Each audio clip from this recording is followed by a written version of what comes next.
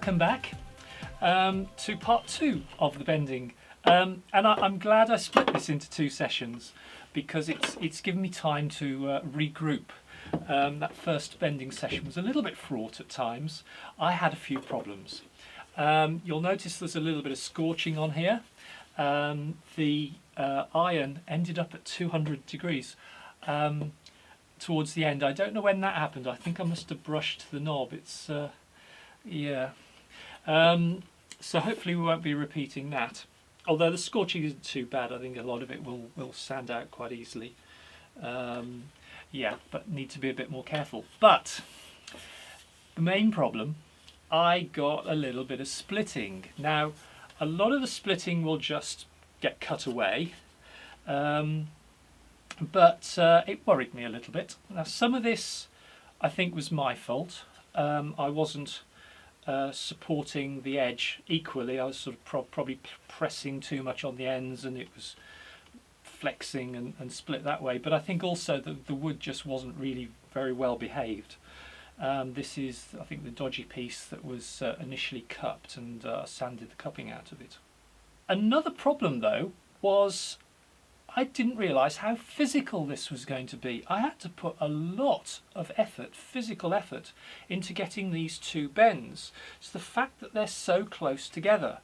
There just isn't the leverage. You're working with your hands really close together, trying to get that bend in, and it's really very physical.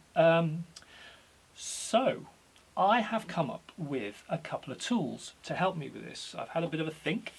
And I sort of experimented towards the end of that session anyway with some success. But what I've come up with is a tool that I can clamp onto the wood so that the clamp will provide me with a little bit of leverage, just to get that bend a little bit easier. But I've also come up with an edge protector, so I don't have to have a clamp attached to this all the time with the weight that entails. But a press fit 2mm edge protector, so hopefully no more splitting. And I could possibly put a clamp on that actually to get the first curve on, but for further along I've got this, which I can put at any point along here. I only really need it for the second of the curves, because of, as I say, they're so close together. I just need that little bit of extra leverage so I can clamp this on it. But yeah, hopefully we should be there. Let's get to it. I'm not sure if there's going to be room to do the first bend with the clamp on, but I'll give it a go. I haven't soaked the wood this time. I'm just going to spritz.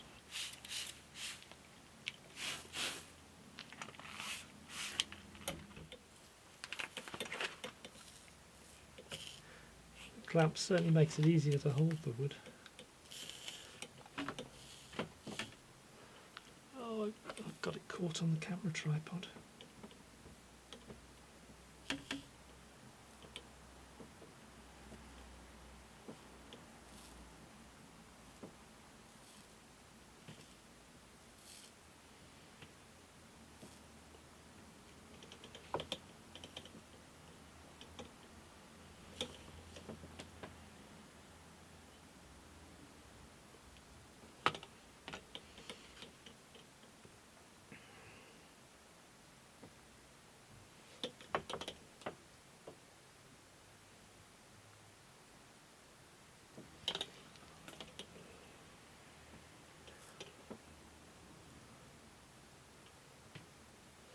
There is a world of difference doing it this way. This is so much more responsive.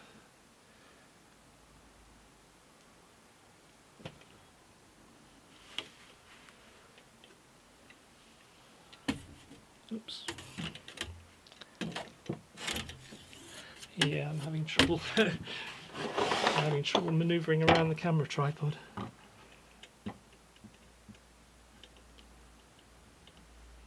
Put the edge protector on, it just presses on, and I've moved the clamp along. Hopefully this will be the last time I need the clamp, because this is the last of the difficult curves really. All the other curves have a nice run in and run out, so should be a lot easier to do. This one's the quite tricky one because of the proximity of the previous curve. We don't have much leverage, but with this on, hopefully it should go well.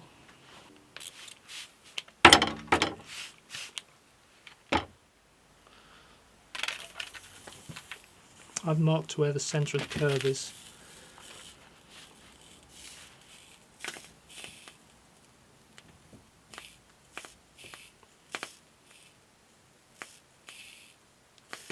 This is actually one of the tighter curves.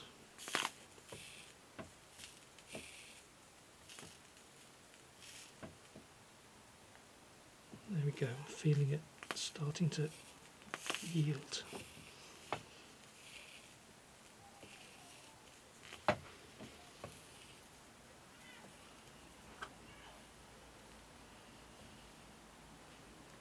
Just going to reposition the clamp to give myself a little bit of extra room.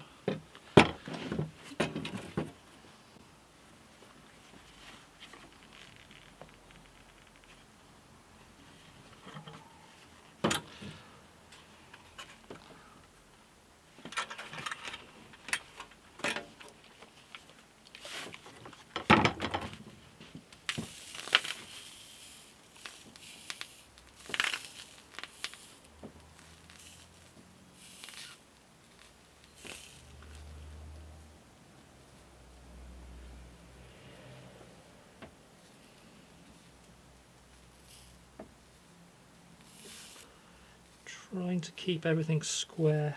The curves are all supposed to be right angles to the top edge, which is this.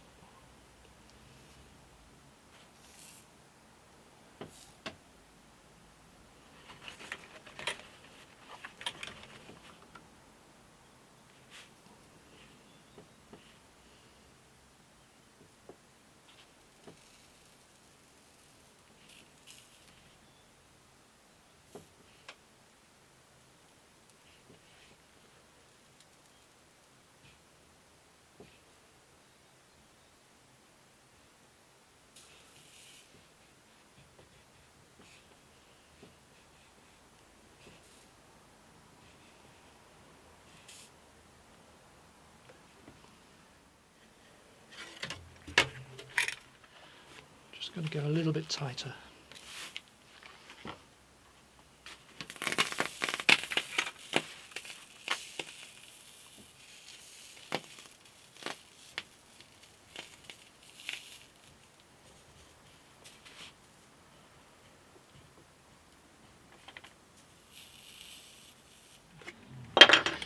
Take everything off so I can check.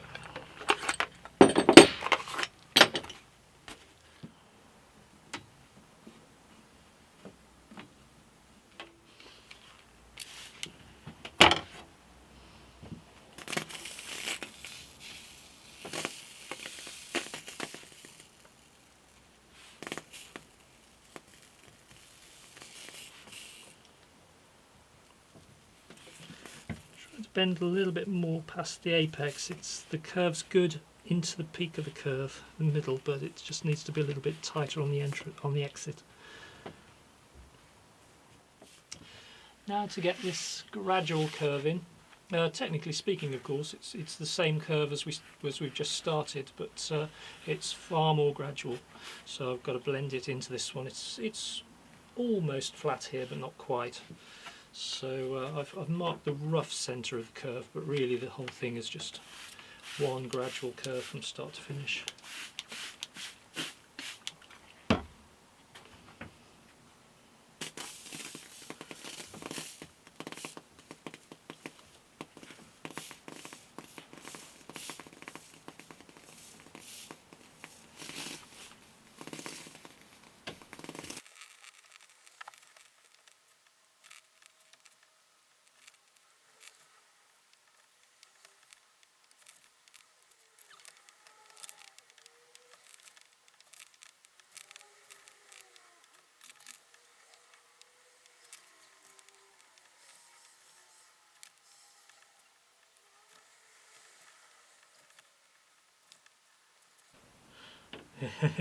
And I'm going to hit the problem I hit last time where it's curving back and I've not got enough room behind me.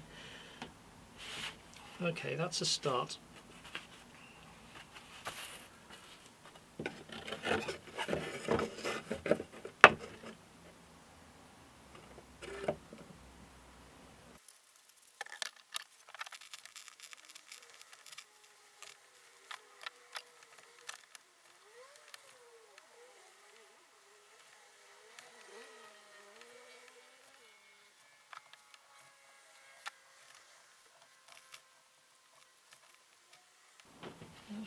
might be over tight, but let's find out.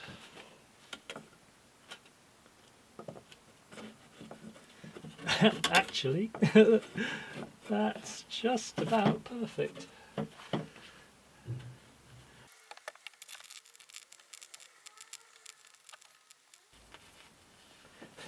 One way of judging if you've got the curve in the right place is where the dry bits are.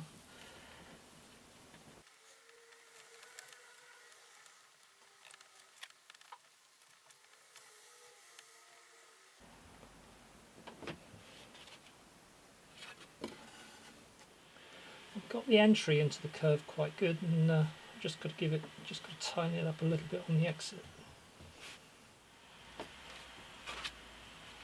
And make sure I've got it even. I've got a tendency to push more at the top, so I don't think the underside curve was quite as tight.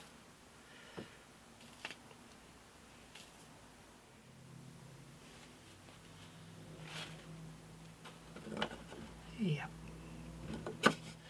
One more curve to do, the tightest one of all, this one. Wish me luck. I'm not going to use my bending strap, the spring steel bending strap, because it just takes away the feel. It's just extra, something extra to push against, and I just seem to have a better feel doing it without the strap. So we're going that way. Better get the curve in the right direction. Let's just put a little bit of entry curve in first.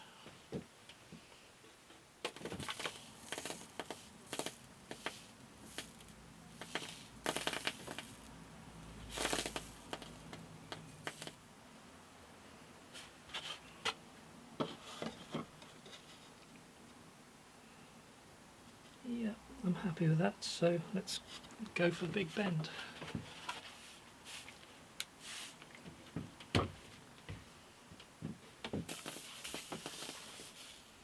Basically just got to wrap it around the end of the iron. So I'm just going to move it forward bit by bit until the whole thing's wrapped around the end.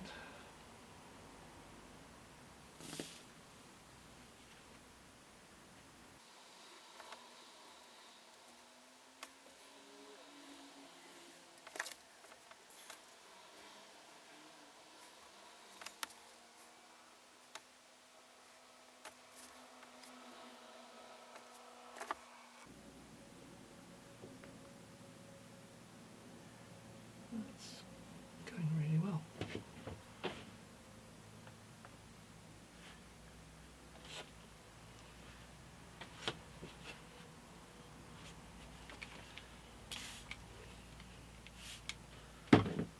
Just suspect of yeah, obviously I've got further to go, but that's not too bad.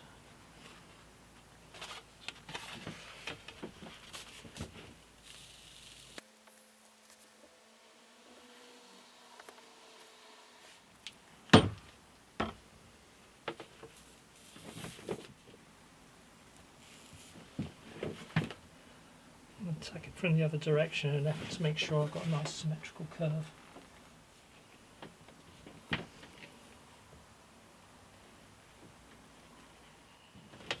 I think I'm more or less there. I've just got to tighten up just got to give it a little bit more curve on the exit. I think I've got the apex of the curve okay, but I have got a little bit of splitting down here, a little bit of tear. Just very slightly.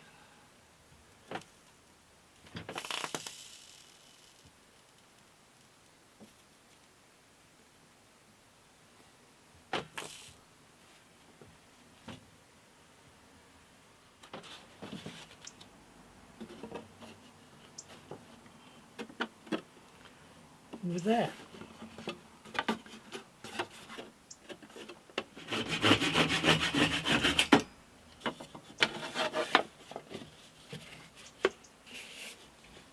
It's better to put it in from the back because then I've got the flat side down.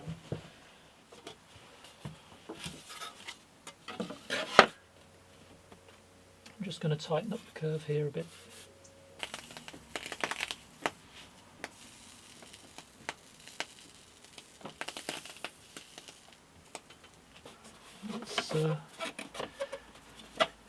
That's perfect. Yeah, it's perfect in as much as this lack of fit here is due to that being a little bit on the tight side, which is good because if it relaxes, well, I haven't quite got it in the right place. Actually, I'm not going to get that much better than that, I don't think. So we'll clamp that in the mould and just let it all relax, and we may have to do some adjustments later.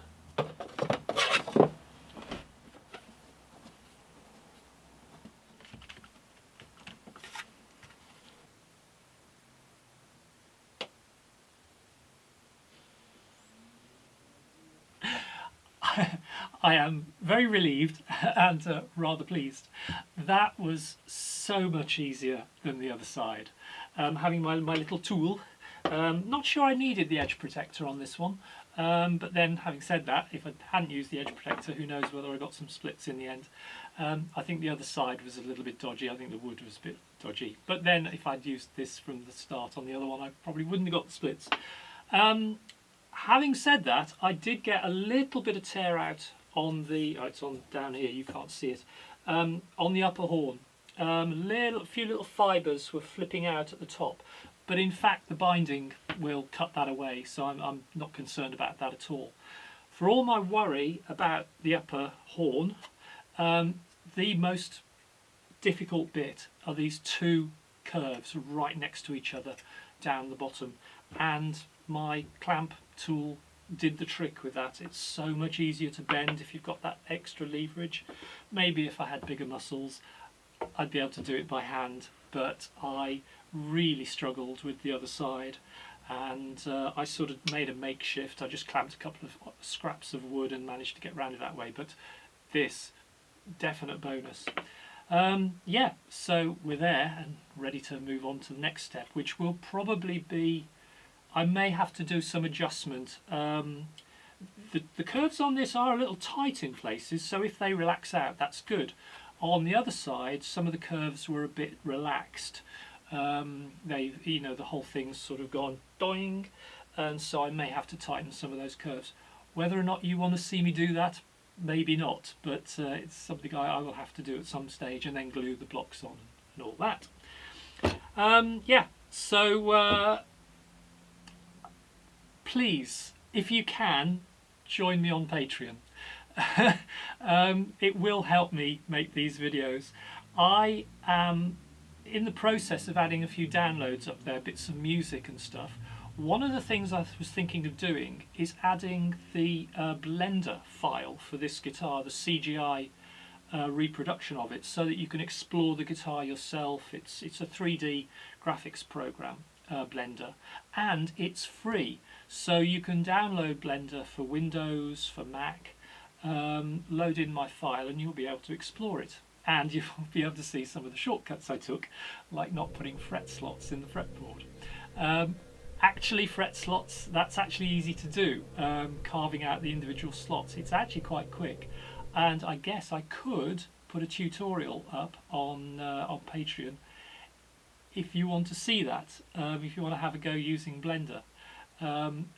I'd probably recommend using SketchUp for projects like this, but Blender, I like the sort of realism of it to be able to produce sort of video elements and animations, which of course you can't do, don't think you can do in SketchUp. But yeah, whatever happens, if you don't join me on Patreon, then please do all the other things. Subscribe, like the video, share, comment, and we'll see you in the next video. Bye!